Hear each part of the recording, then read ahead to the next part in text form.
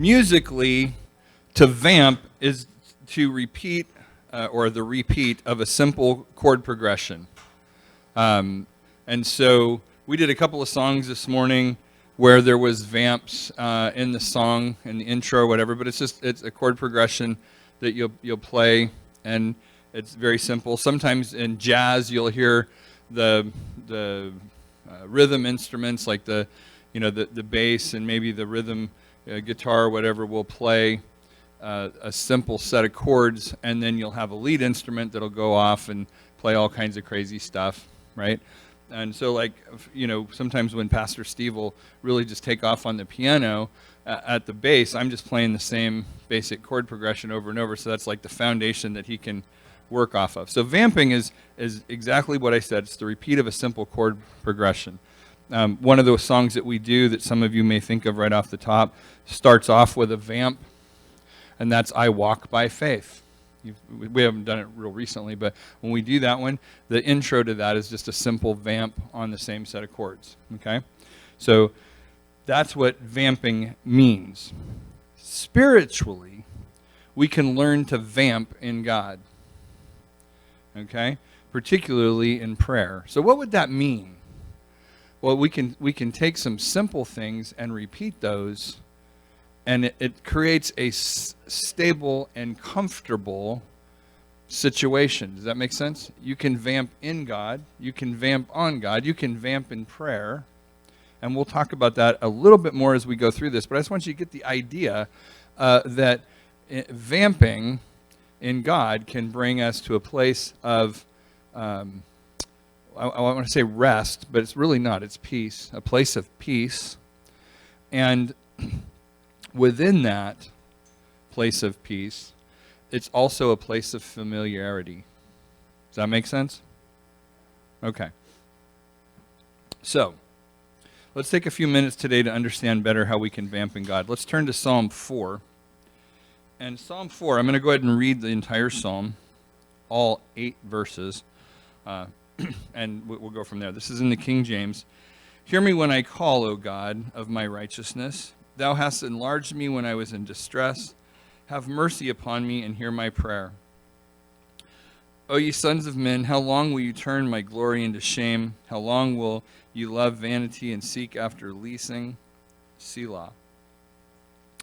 But know that the Lord hath set apart him that is godly for himself. The Lord will hear when I call unto him. Stand in awe and sin not. Commune with your own heart upon your bed and be still. Selah. Offer the sacrifice of righteousness and put your trust in the Lord. There be many that say, who will show us any good? Lord, lift thou up the light of thy countenance upon us.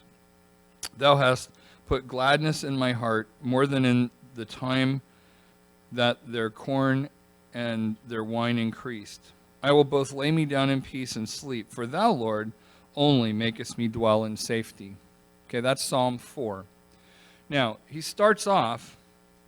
David starts off with, hear me, God. And this is not a demand, but a request. No, he's not demanding, God, you have to hear me. He's saying, God, please hear me. Okay? It's a request to be heard by God. And so he says, hear me when I call, O God, of my righteousness. So he's correctly identifying who God is. He's the God of our righteousness. Our righteousness is as filthy rags. That's what the Bible says, right? So our righteousness comes from God, just like our salvation comes from God. That's why you can't earn it, right? And that causes a lot of confusion for people. Do you earn, is it your deeds that make you, heaven worthy? No, it's his deed, right? It's his deed that gets you there. It's what he did. Your deeds are an evidence of letting God work in your life. Does that make sense? How we act matters. How we live matters. For the purposes of putting on some falsehood or putting on some facade of who we are. No. You need to be real, right? But you need to really let God touch you. When you really let God touch you, you change. Right? I will never be the same again. Why? Because God's touched me. So I will never be the same again. It is a good song. So he's not demanding this. He's saying, God, please hear me. Oh, God of my righteousness.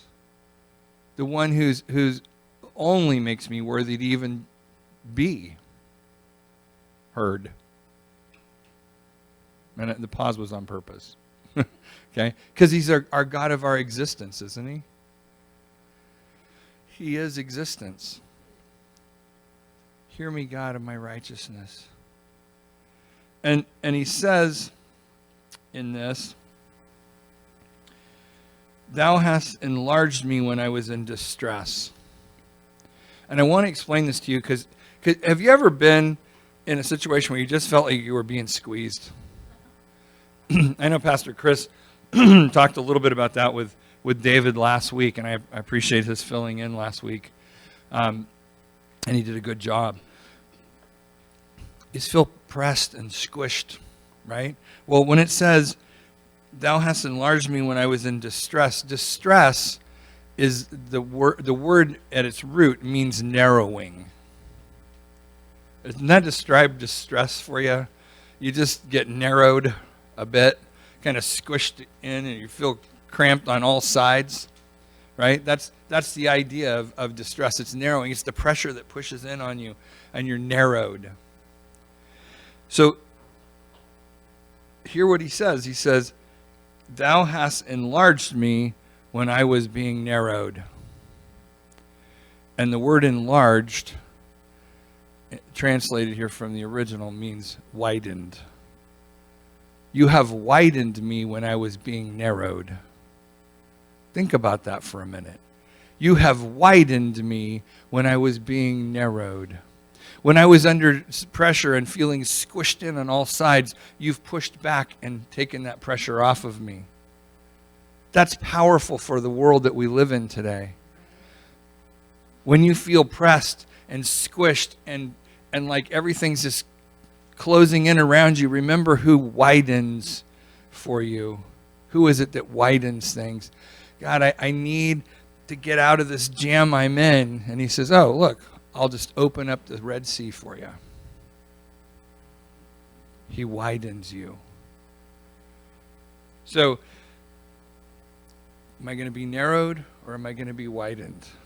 Am I going to be under distress or am I going to call out to the God of my righteousness who widens me out? Okay? Food does that for me too, but that's a whole different story. Now, when I was in distress, have mercy upon me and hear my prayer. Now, he starts off, he says, hear me when I call. And then he says, have mercy upon me and hear my prayer. The word hear appears twice here. But the meaning of hear and hear is different. Okay? The first here is the idea of heed. Give heed to my word, O God. Okay?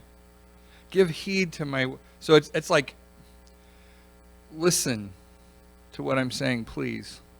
Again, he's not demanding of God. Right? And the second here is the idea of listening to respond listening with an intelligence. And that may sound a little weird at first, but I want you to think about who he's talking to and what he's saying. So he's not being disrespectful towards God at all. What he's saying is, first, give ear to what I'm saying, God. Please, listen to what I'm about to say. And then he says, listen knowingly so you can respond. Right? My wife says, the kids sometimes have yeah. You know, you talk to them, they go, yeah, whatever, and then they don't do whatever because they forget what. Of course, they're all grown up and moved out now, but I guess I'm the yeah person now. I'm sorry, hon. But you're not, when you're in yeah mode, you're not really listening to respond. You know, have you ever talked to somebody that when you talk to them, they're intent, they're looking right into your eyes, they're intently listening to what you're saying. They ask a good question, they'll repeat back to you what you said. You can tell they're listening intelligently. And you enjoy talking to them because they assist you because they're connected to what you're saying. And that's what David is saying here is, give heed to what I'm saying, God. And then he says, and hear my prayer. Hear what I'm praying, God, with that intensity and intelligence ready to respond. Okay? And then he goes on, he says, oh, ye sons of men, how long will you turn my glory into shame? How long will you love vanity and seek after leasing? How long?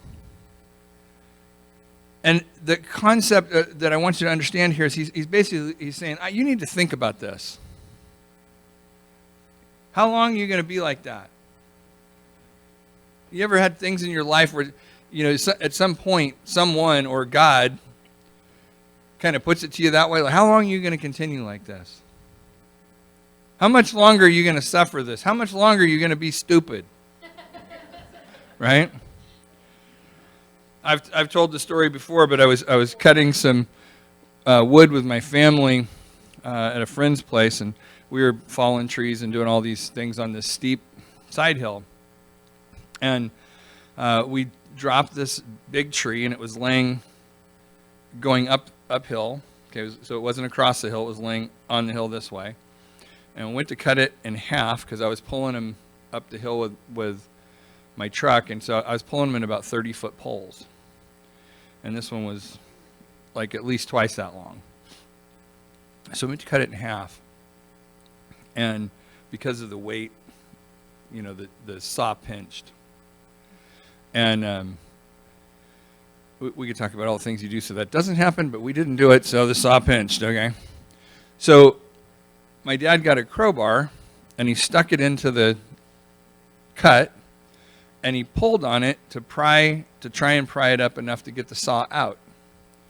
And he was standing downhill, and he pulled like this, and the crowbar slipped out, and he went somersaulting down the hill until he stopped up against a tree.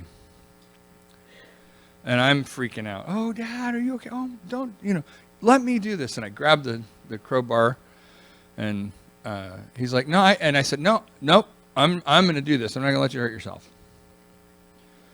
So I went up to the top of the hill. I stuck the crowbar down in there really good, standing on the downhill side. I gave a mighty tug, and I went. And I stopped up against a rock. And my dad walked down, grabbed the crowbar, and he goes, now I learned something when I went down the hill. Did you? Nope, didn't learn a thing. And he went back up the hill, stood on the uphill side, pried on it, and we pulled the saw out. How long? Stop and think about it a minute. How long are you going to be stupid? How many times do you want to go rolling down the hill? Right? And so he says, O sons of men, how long will you turn my glory into shame? How long will you love vanity and seek after leasing? Selah, which we know means stop and think about it. Leasing is without ownership. Okay, so he's saying, look, how long? So I want you to think about this. How long are you going to be stupid? Now stop and think about it. Right? It's kind of like think about it. Now he says, but know that the Lord has set apart him that is godly for himself. The Lord will hear when I call unto him. And again, the hear that he's talking about is that same intelligent listening, okay? And then he says, let's see if I can, he will hear me, he'll listen intelligently with ready to respond. When I call unto him, and call here is when I properly address him. Okay? Let's go back to hear my prayer, O God of my righteousness. Properly addressing him. God of my salvation. God of my peace. Existence. All the different things, the names that we can give, the names of God, but responding and asking him properly. Okay? My kids, they could come and say, Dad, and ask me anything. But if they said, hey, dude, probably wasn't going to go very good. Right? Address me properly, please. Okay, so that's what he's talking about here, properly addressing God. And then he goes on, and he says, stand and on, sin not, commune with your own heart upon your bed and be still. Think about it, Selah. Okay? Stand and on, some places you'll see this translated, be angry, but do not sin, or be angry and sin not. And the idea of stand and awe here is the idea of quivering, okay? There's some emotion involved here. Make sense? So he says, be angry but don't sin. And there's different types of anger. There's godly anger. All right? And then there's all the other ones, right? My anger. It's not good. So he says, be angry but don't sin. If I give place to my anger, I step into sin. If God gives me anger for sin, then I can be in a holy anger. And we've talked about that sometimes in the past, and I'm not going to have time to go into it in depth because I want to get all the way through this. That's kind of it. Be angry at sin. You can be angry and sin not. Okay? Now, it says, commune with your own heart upon your bed and be still. Be still. This goes back to God of my righteousness. This goes back to hear my cry, O God. This goes back to putting God in a proper place, addressing him correctly. Where am I standing? I'm standing on God. Right? That's where I'm at with this. And so he's don't be angry and sin, be angry and sin not. And then when you're in your quiet time, when you're in your own home and you lay down and you're sitting there contemplating, be still. Right? He says, offer the sacrifices of righteousness and put your trust in the Lord. Offer the sacrifices of righteousness. In other words, offer the sacrifices that you're supposed to, the way you're supposed to, how you're supposed to. And many times that sacrifice, the biggest one, is the sacrifice of our attitude. And he says, offer your sacrifices and put your trust in the Lord. Your trust it conveys the idea of your confidence. Put your confidence in the Lord. And it's also the idea of refuge. He's my refuge and my strength. I can hide in him. I can stand in him. I can be protected in him. That's really what the idea is here that he's conveying. And it says, there be many that say, who will show us any good? Lord, lift thou up the light of thy countenance upon us. Now I want to drill down on that for a second, because I think we are in a generation of more. And the translation of this would be, you always want more and more and more. And I think that's our generation. We want more. You got a raise, now I want more. Look at athletes.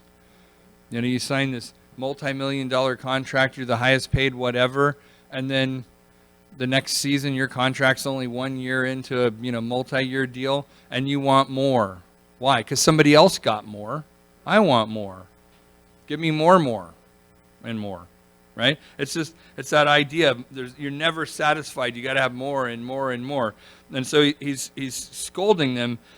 You want more and more and more and more, but God has given you the most. God has given you everything you need, and it's automatic. The more is automatically there when you're looking to God for things instead of things for things. Does that make sense?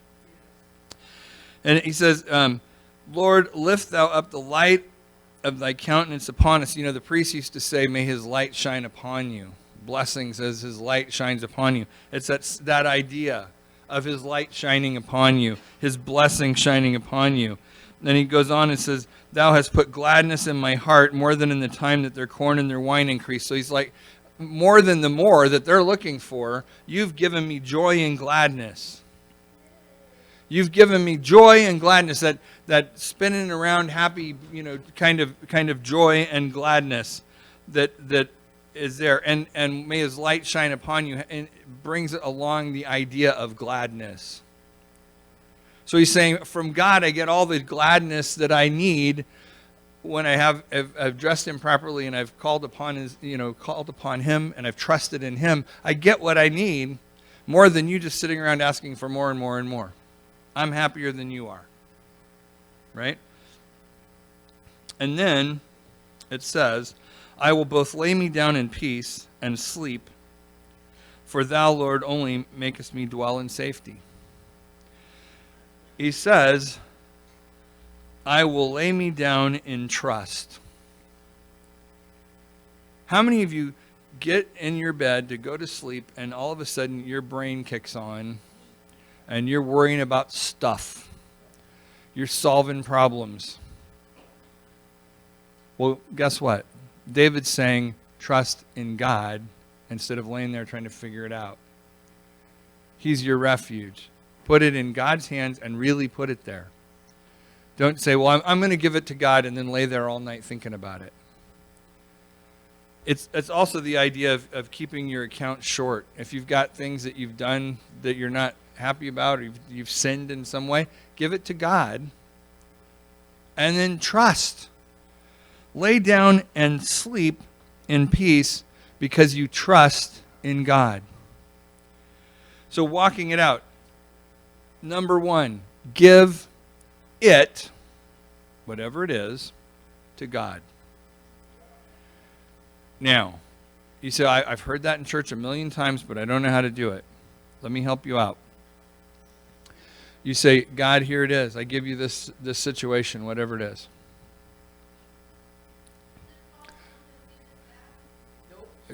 No, God's. You give it to God. God'll bless it and take care of it. But you give it to God,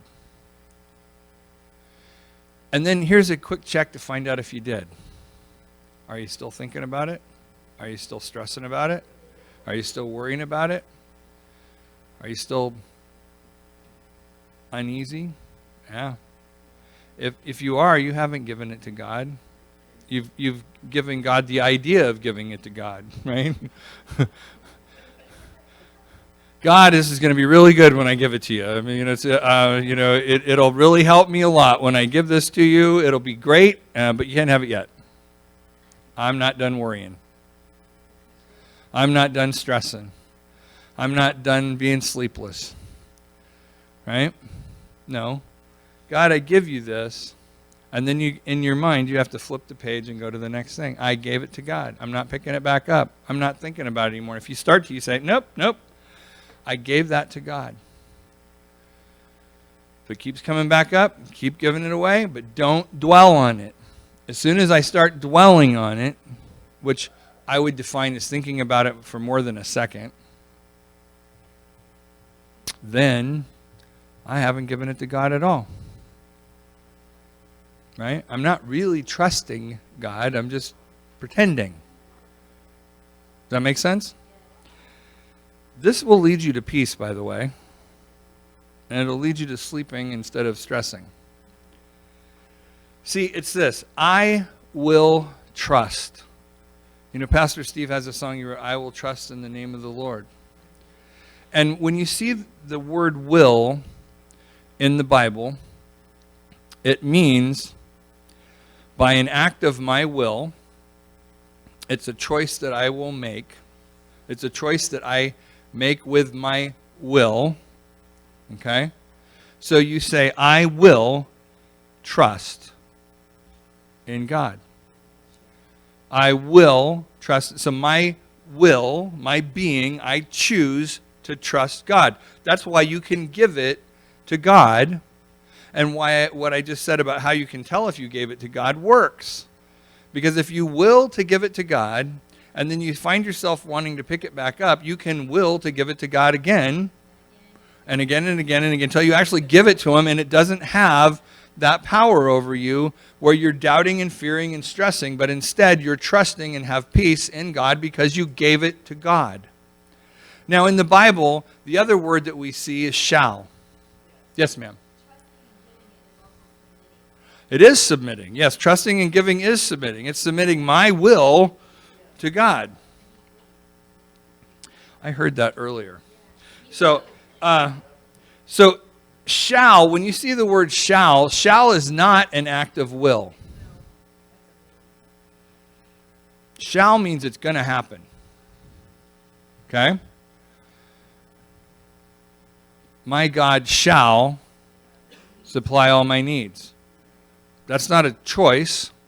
That's a fact. Okay? So as we work on this, giving it to God, we need to turn our will to shall. I will trust in God. Act of my will. I shall trust in God. That's settled. It's not even open to debate anymore. I shall trust in God. Now, it's a growth thing to go from will to shall, right? If I practice willing to trust God, I can reach the point where I shall trust God. If you're a smoker, you say, I will quit smoking, and then you go through withdrawals, and it's a battle, isn't it? But what about somebody who was a smoker, quit smoking, and now they're 15 years down the road? Now, you could say it's still an act of your will to choose not to pick up smoking again, but at that point, can we kind of say it's settled science? I shall quit smoking, right? You've kind of been there, done that to the point you can. You know what? That's ancient history. That isn't how it's going to be anymore, right? So, with trusting God with whatever it is, God, I'm going to give it to you. Don't pick it back up. Don't allow you to pick it back up. Use your will. If it starts to feel like you're picking it back up, say, no, I'm not doing that. I gave that to God. God, that's yours. Stay there. Don't move. Don't give yourself the ability to sit and start stressing all over again or getting angry about it all over again or whatever it is all over again. Keep your will focused on I will trust this to God. And when you do, then you can get to the point where it becomes settled science. I gave it to God and I shall trust in God. And you're not going back and fighting over it all the time.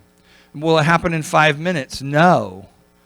But begin to walk and choose with your will today. I will trust in God and I will put this in God's hands. And as you do that, you'll get to that place where you shall trust in God. So the idea of vamping in God and vamping in prayer is exactly that. I'm going to use a very simple set of chords or words, and that is, I will trust in God. And so when things come and you start to feel narrowed, you can trust in the one who widens. You can come back and say, I'm just going to put that in God's hands. I'm going to have joy because of His countenance, His light is going to shine upon me. That's His word. I'm going to do that instead of looking for more or looking for the next thing. And when I get ready to lie down and sleep, I shall trust in God. I'm not going to pick that back up, and I'm going to let Him fill me with His peace, because when we trust in God, we get peace. And so I'm going to let Him fill me with His peace, and then I can lay myself down and sleep and rest and be restored. And the picture of sheep in the Bible is that they have to be at peace in order to sleep. Why are you any different? So I need to reach that place where I shall trust in God. I'm going to vamp right there until I have peace.